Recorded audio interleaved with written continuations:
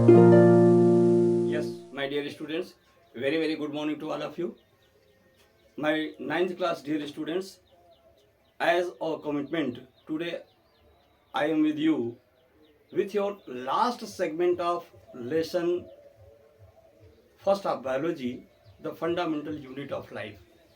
Dear students, जैसा कि मैंने कहा था कि इस लेक्चर में जो पांचवा लेक्चर होने जा रहा है और लास्ट लेक्चर होने जा रहा है इस चैप्टर का, तो डियर स्टूडेंट इस लेक्चर में हम लोग क्या बात करेंगे, हम प्रोकैरियोटिक और यूकैरियोटिक सेल के बारे में, जैसा कि हमारे 9th क्लास की एनसीईआरटी में एक्सप्लेन है, उसके बेस पर हम लोग जो है डिस्कशन करेंगे और साथ ही साथ हम लोग सेल डिवीजन के बारे में भी चर्चा करेंगे। तो यहाँ आपको ध्यान रखना होगा, जो सीबीएसई बोर्ड के स्टूडेंट्स होंगे उनकी एनसीईआरटी में सेल डिवीजन वाला पोर्शन है, जबकि यूपी बोर्ड के एनसीईआरटी से सेल डिवीजन वाले पोर्शन को हटा दिया गया है। ठीक है, लेकिन स्टूडेंट्स यहाँ पर हम लोग सीबीएसई बोर्ड को भी ध्यान में रख करके इस चैप्टर को फोरक्लोज करेंगे।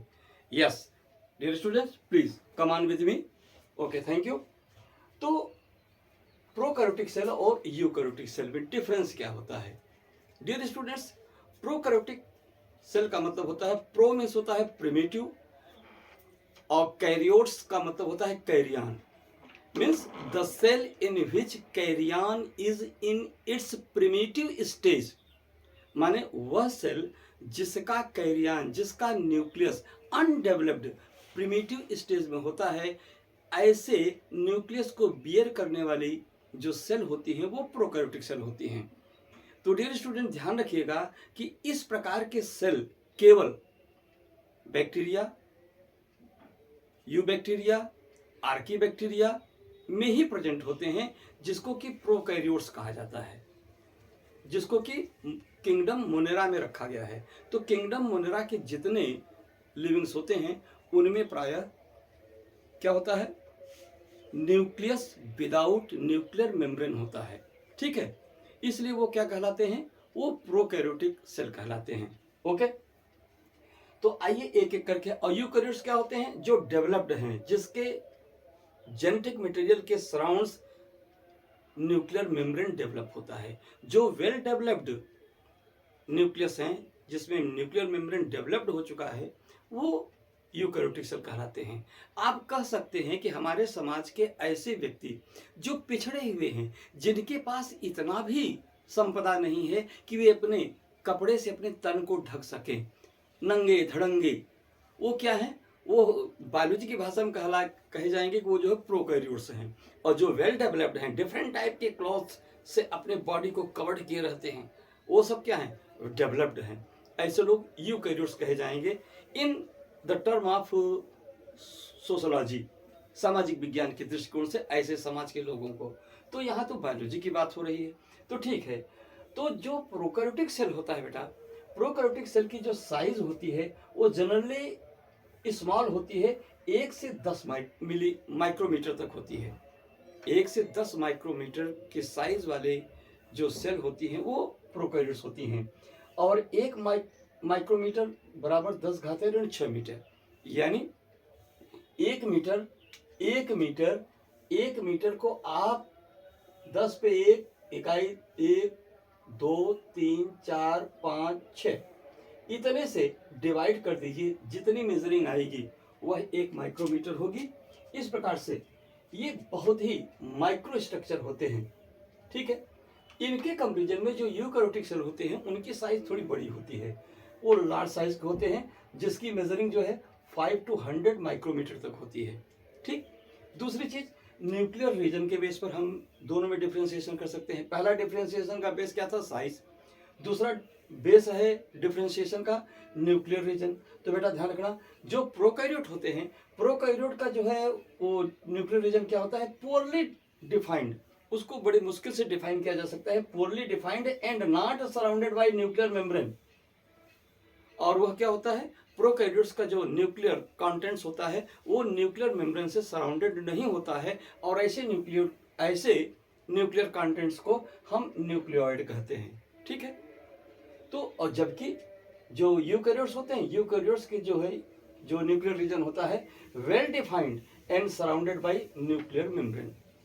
उसको आप अच्छी तरह डिस्टिंक्ट होता है, क्लियर होता है, उसको आप देख कर अच्छी तरह डिफाइन कर सकते हैं, और वह न्यूक्लियर मेम्ब्रेन से सराउंडेड होता है। ठीक है, अब आइए क्रोमोसोम के बेस पर दोनों में डिफरेंस देखें। तो क्रोमोसोमल बेस पर हम कह सकते हैं कि प्रोकैरियोटिक सेल में क्या होता है, क्रोमोसोम सिंगल होता है, एक ही होता है, जबकि यूकैरियोट्स में क्रोमोसोम क्या होते हैं, मोर देन वन, एक से अधिक होते हैं। जैसे मटर आप खाते हैं पाइसम सैटिवम, उसमें 7, हम लोगों में 46। ठीक है, इस प्रकार से डिफरेंट लिविंग में ये क्रोमोसोमल नंबर जो है डिफरेंट टाइप के होते हैं as per the length of DNA present in nuclear contents. Okay, अब देखिए सेल ऑर्गेनेल के बेस पर अगर हम डिफरेंशिएशन करें तो सीधी सी बात है, प्रोकैरियोटिक सेल में क्या होता है, सीओ मींस सेल ऑर्गेनेल क्या होते हैं, ये जो मेम्ब्रेन बाउंड स्ट्रक्चर जिसे हम सेल ऑर्गेनेल कहते हैं वो अब्सेंट होता है। क्या होता है, वो अब्सेंट होता है। जबकि यूकैरियोटिक सेल में सेल मेम्ब्रेन बाउंड स्ट्रक्चर जैसे कि एंडोप्लाज्मिक रेटिकुलम हुआ, गोल्गी बॉडीज हुआ, लाइसोसोम हुआ, प्लास्टिड है, माइटोकॉन्ड्रिया है, एंड वैक्यूल्स, ये सब क्या हैं, ये सेल ऑर्गेनेल्स हैं और मेम्ब्रेन बाउंड होते हैं, ये प्रेजेंट होते हैं। ठीक, अब आइए एनसीईआरटी में तो नहीं दिया गया है लेकिन इसके साथ है, अगर आप इसे ऐड कर लेंगे तो आपकी क्वालिटी बढ़ेगी ही। तो राइबोसोम, राइबोसोम जिसे कि हम सेल की प्रोटीन फैक्ट्री कहते हैं, प्रोटीन का फॉर्मेशन इसी राइबोसोम के द्वारा ही होता है। ठीक है, और राइबोसोम के द्वारा प्रोटीन फॉर्मेशन की क्रिया को हम क्या कहते हैं, ट्रांसलेशन कहा जाता है। वो इंग्लिश का ट्रांसलेशन नहीं, ये बायोलॉजिकल टर्म है ट्रांसलेशन। तो ये ट्रांसलेशन के द्वारा क्या होता है, राइबोसोम क्या करता है, वो प्रोटीन का फॉर्मेशन करता है। ये राइबोसोम दो प्रकार का होता है। जनरली यूकैरियोटिक सेल में क्या होता है, ये लार्ज साइज का होता है जो 80S टाइप का है। यस क्या है, यस इस राइबोसोम की यूनिट है जिसे क्या कहते हैं, स्वेडनबर्ग यूनिट कहा जाता है या सेडिमेंट्री कोफिशिएंट कहा जाता है, इस यस का मतलब। तो यूकैरियोटिक सेल में जो, और दूसरी चीज ये नॉन मेम्ब्रेनस होता है, इसमें किसी प्रकार का मेम्ब्रेन नहीं होता, आपको ध्यान रखना होगा। न्यूक्लियोलस और ये राइबोसोम, और साथ ही साथ एनिमल सेल में जो न्यूक्लियस के नजदीक सेंट्रासोम होता है, सेंट्रियोल्स, ये 3 स्ट्रक्चर ऐसे होते हैं जो नॉन मेम्ब्रेनस होते हैं, इसमें किसी प्रकार का कोई मेम्ब्रेन नहीं होता है। तो ये जो राइबोसोम होता है यूकैरियोट्स में वो 80S टाइप का होता है, और प्रोकैरियोट्स में ये जो है 70S टाइप का होता है। ठीक है, एक बात और ध्यान रखिएगा, तो सभी प्रोकैरियोट्स में 70S टाइप का राइबोसोम होता है, और साथ ही साथ सेल के अंदर जो माइटोकॉन्ड्रिया और प्लास्टिड या क्लोरोप्लास्ट होता है उसमें भी राइबोसोम होता है। आपने पढ़ा ना उस दिन, उसके पहले आपने पढ़ लिया है कि उसका अपना स्वयं का डीएनए भी होता है और राइबोसोम होता है। तो उसके राइबोसोम की यूनिट क्या होगी बता सकते हैं, वो 70S टाइप की राइबोसोम होता है। ठीक है, ओके, थैंक यू। अब इसके बाद हम लोग देखेंगे सेल डिवीजन। सेल डिवीजन क्या है, डियर स्टूडेंट ध्यान रखिएगा। सेल डिवीजन का मतलब होता है सेल का विभाजित होना, एक सेल को डिवाइड करके 2 सेल का बन जाना, इसी को सेल डिवीजन कहते हैं। लेकिन हमारी एनसीईआरटी के लैंग्वेज में क्या कहा गया है, cell division is a process by which most of cells divide for growth और repair and gamete formation, and this process is known as cell division.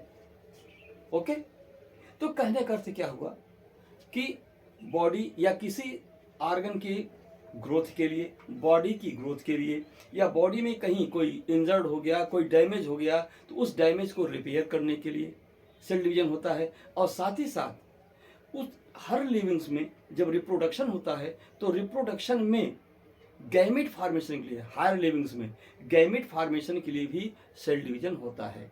लेकिन ये जो सेल डिवीजन होते हैं, गैमेट फॉर्मेशन के लिए जो सेल डिवीजन होता है उसको मियोसिस डिवीजन कहेंगे, और ग्रोथ या रिपेयर के लिए जो सेल डिवीजन होता है उसको माइटोसिस डिवीजन कहा जाता है। ठीक है, ध्यान रखिएगा, ये ग्रीक वर्ड से बना हुआ है। माइटोस का मतलब होता है थ्रीड, और थ्रीड का मतलब होता है क्रोमोसोम, माने ऐसा डिवीजन जिसमें डिवीजन से पहले सारे nuclear contents aggregate to form chromosome, आपस में मिलकर के क्रोमोसोम की रचना करते हैं, और क्रोमोसोम बनाने के बाद अब जब वो डिवाइड करते हैं तो ऐसे डिवीजन क्या करते हैं, माइटोसिस डिवीजन कहलाते हैं, माइटोसिस। और यह माइटोसिस डिवीजन दो प्रकार का होता है। एक वो होता है जिसमें डिवीजन के बाद भी उसके डॉटर सेल में क्या होते हैं, ये माइटोस या क्रोमोसोम्स का नंबर इक्वल बना रह जाता है। और दूसरा डिवीजन वो होता है जिसमें डिवीजन के बाद मदर सेल में जितने क्रोमोसोम हैं उस क्रोमोसोम रिड्यूस करके हाफ हो जाते हैं। ठीक है, इतना कॉन्सेप्ट जानने के बाद अब आइए हम लोग अपने इस पोर्शन को देखते हैं। इसके साथ ही साथ एक और डिवीजन होता है, लेकिन उसको साइटोप्लाज्मिक डिवीजन कहते हैं, जो आपके चैप्टर में नहीं है। साइटोप्लाज्मिक डिवीजन क्या होता है, माइटोस का फॉर्मेशन नहीं होता है, सीधे साइटोप्लाज्म क्या होता है, इक्वली या अनइक्वली दो या दो से अधिक पार्ट में डिवाइड हो जाता है। और इस प्रकार से ऐसे डिवीजन को एमाइटोटिक डिवीजन या साइटोप्लाज्मिक डिवीजन भी कहते हैं। ठीक है, जो बहुत ही रेयर अनडेवलप्ड लिविंग्स होते हैं उनमें जनरली क्या होता है, ये एमाइटोटिक डिवीजन होता है कभी कभी।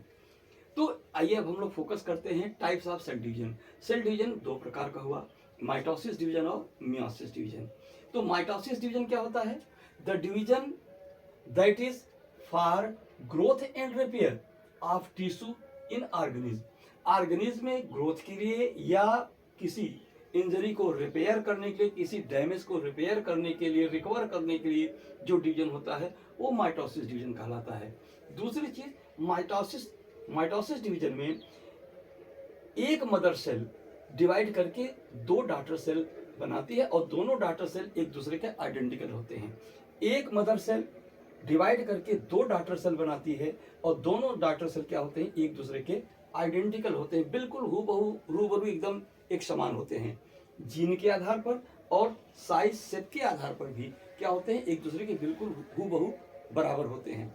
ध्यान रखिएगा, आगे चल के आप देखेंगे इस प्रकार के डॉटर सेल को क्लोन कहा जाता है। किसका क्लोन, मदर सेल का ये क्लोन कहलाएंगे। ठीक, ध्यान रखिएगा। तो इस प्रकार से इस डिवीजन में अगली बात क्या कह रहा है, यहां एक शब्द प्रयोग हुआ है मदर सेल।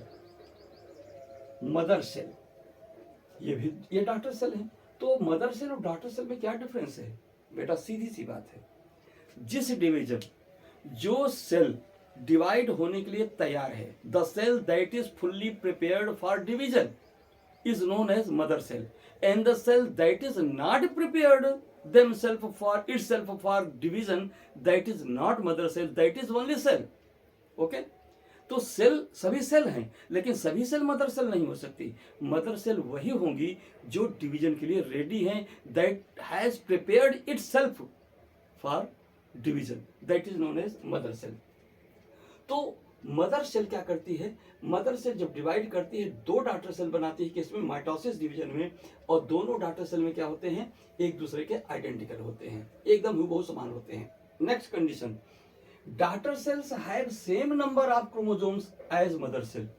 इस डॉटर सेल में क्रोमोसोम के नंबर वही रहते हैं जो कि मदर सेल में होते हैं। आप देख सकते हैं नीला, दो नीला, एक बड़ा एक छोटा, दो लाल, एक बड़ा एक छोटा।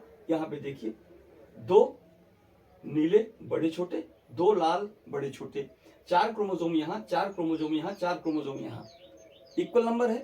यह माइटोटिक डिवीजन है। अब आइए मियोसिस डिवीजन देखते हैं।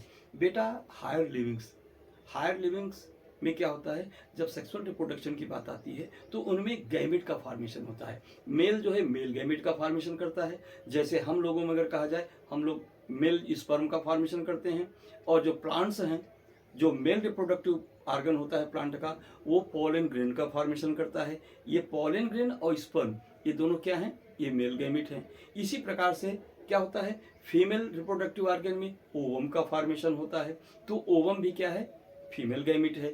तो ये मेल या फीमेल गैमेट का फॉर्मेशन होता कैसे है, ये इसका फॉर्मेशन हमेशा मियोसिस डिवीजन के द्वारा होता है। ठीक है, क्यों होता है, कैसे होता है, ये सारी बातें अगर चर्चा करने लगेंगे तो हम इस 9th क्लास के स्टैंडर्ड से बहुत आगे चले जाएंगे। इसलिए बेटा हमको फोकस क्यों इतना करना है। तो मियोसिस डिवीजन क्या होता है, meiosis division takes place for gamete formation which after fertilisation give rise to offsprings. ठीक है। ये जो मेल गैमेट और फीमेल गैमेट आपस में जब फ्यूज करते हैं, इसी फ्यूजन के प्रोसेस को फर्टिलाइजेशन कहा जाता है। और फर्टिलाइजेशन के बाद जो स्ट्रक्चर बनता है उसे हम क्या कहते हैं, उसे हम ऑफ स्प्रिंग कहते हैं। और ऑफ स्प्रिंग क्या होते हैं, अपने पेरेंट के सिमिलर नहीं होते हैं, इसलिए वो ऑफ स्प्रिंग कहलाते हैं। जबकि माइटोटिक डिवीजन के द्वारा जो डॉटर सेल बनती हैं वो एक दूसरे के आइडेंटिकल होती हैं। ठीक है, तो आगे देखिए। और इस प्रकार से ये जो मियोसिस डिवीजन होता है involves to consecutive divisions, that is meiosis first and meiosis second. ठीक है, ध्यान रखिएगा। ये जो मियोसिस डिवीजन है, मियोसिस डिवीजन एक लंबी प्रोसेस है माइटोटिक डिवीजन की। और माइटोटिक डिवीजन से लंबी इसलिए है कि इसमें 2 स्टेप होते हैं, किसमें, मियोसिस डिवीजन में, मियोसिस फर्स्ट और मियोसिस सेकेंड। तो मियोसिस फर्स्ट जो होता है वो रिडक्शन डिवीजन होता है। क्यों? क्योंकि जो मदर सेल है, मदर सेल में जितने क्रोमोसोम हैं वो पहले ही डिवीजन में, मियोसिस फर्स्ट के द्वारा पहले डिवीजन में क्या होते हैं, क्रोमोसोम रिड्यूस होकर के हाफ हो जाते हैं। यहाँ 4 था, 2 डॉटर सेल बने, दोनों डॉटर सेल में क्या हुआ, क्रोमोसोम 2 हाफ हो गया। ठीक, अब क्या हुआ, जो मियोसिस सेकेंड होता है वो प्रकार का माइटोसिस डिवीजन होता है। ठीक, यही माइटोसिस डिवीजन। अब देखिए, तो जो मियोसिस सेकेंड होगा, ये मान लीजिए ये डॉटर सेल हुआ, दूसरा डॉटर सेल हुआ, डॉटर सेल ये हुआ। अब ये जब डिवाइड करेगी तो ये उसी रूल को फॉलो करते हुए डिवाइड करेगी जो ये रूल माइटोटिक डिवीजन का होता है। यानी आप कह सकते हैं कि meiosis second is just equal to mitotic या माइटोसिस डिवीजन। ओके, ये डिवाइड करेगी, डिवाइड करके 2 डॉटर सेल बनाएगी, एक ये बनाई, ये 2 बनाई, 2 डॉटर, इससे 2 डॉटर सेल बन गए। और दोनों में क्या है, क्रोमोसोम नंबर क्या है, वही 2 यहाँ था, 2 यहाँ भी है, 2 यहाँ भी है। ठीक है, इस डॉटर सेल में जब डिवीजन हुआ तो ये मियोसिस सेकेंड हुआ, अर्थात माइटोसिस डिवीजन हुआ। तो क्या हुआ, 2 डॉटर सेल बने, एक ये हुई। इस प्रकार से क्या हुआ, यहाँ पर जो है क्रोमोसोम नंबर क्या है, सेम वही है क्रोमोसोम नंबर, 2 यहाँ था तो 2 यहाँ भी है, 2 यहाँ भी है, सेम टाइप के क्रोमोसोम इन दोनों डॉटर सेल में हैं। इस प्रकार से अगर रिजल्ट देखा जाए तो मियोसिस डिवीजन की शुरुआत तो यहाँ हुई, मियोसिस डिवीजन का मदर सेल ये हुआ, और लास्ट रिजल्ट क्या हुआ, मियोसिस फर्स्ट से ये बना, मियोसिस सेकेंड द्वारा ये बने 4। तो इस प्रकार से क्या रिजल्ट आया कि मियोसिस फर्स्ट एक मदर सेल से स्टार्ट होती है और उसके द्वारा 4 डॉटर सेल बनते हैं, 1 2 3 4, 4 डॉटर सेल बनते हैं। ठीक है, तो इस प्रकार से ये मियोसिस डिवीजन और माइटोसिस डिवीजन का डिफरेंस भी हुआ, इसके द्वारा हम देख सकते हैं, और इसका एक्सप्लेनेशन भी हुआ। डियर स्टूडेंट्स, आज आपकी इस लेसन का एंड होता है। ठीक है, कुछ एक्सपेरिमेंटल चीज़ें दी गई हैं आपके एनसीईआरटी बुक में जिस पर हम चर्चा नहीं कर पाए हैं, और इसकी चर्चा हम क्लास में करेंगे। दूसरी चीज़, कुछ क्वेश्चन आंसर हैं जिसका चर्चा हम क्लास में करेंगे, जरूरत पड़ेगी इस पर भी हम आपको वीडियो देंगे। तो डियर स्टूडेंट्स, आज के लिए इतना ही। Very very thanks. Please like and subscribe and also share to your students, to your friends. Okay, thank you dear students.